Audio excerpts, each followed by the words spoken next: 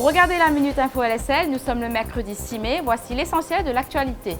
Les investitures pour les municipales au sein de l'Alliance LEPEP restent un sujet sensible. Le MSM veut se tailler la part du lion. Le parti de Pravin Jugnauth revendique 50% des investitures. Le Parti Soleil alignerait ainsi 60 candidats, laissant le PMSD et le ML se partager les 60 autres investitures. Le ML est d'accord, mais le PMSD pourrait fort bien contester ce partage qualifié d'inéquitable. Une première victoire pour l'étudiante camerounaise menacée de déportation. La Cour suprême accepte d'écouter sa contestation. En attendant, elle peut rester au pays. J'en suis très heureuse, a-t-elle dit à l'issue de cette audience ce matin. Fazani Tandrayen, l'avoué de Nandani Sournak, a le soutien de ses confrères.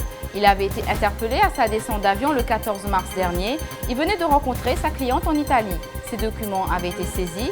Le Bar Council estime que c'est une pratique arbitraire et abusive de la part des agents de l'État. Demain, l'association dénoncera 3 nouveaux cas d'abus allégués. Iqbal Malamassam a été interrogé par l'ICAC pendant 5 heures aujourd'hui. Il était le directeur de la State Investment Corporation quand il a acheté à son propre compte le rez-de-chaussée de la Brammer House à Eden. Or, la SIC avait investi beaucoup d'argent dans le Brammer Property Fund.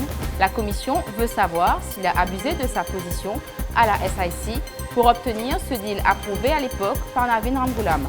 À la sortie, Iqbal Malamassam n'a fait aucun commentaire.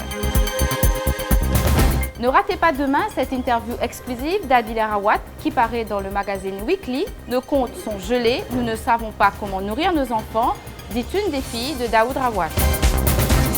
C'est la fin de cette Minute Info. On se quitte avec cette image. L'homme tenant la pancarte, c'est Daoud Rawat. Caricature signée Pauvre. L'information continue sur l'express.me.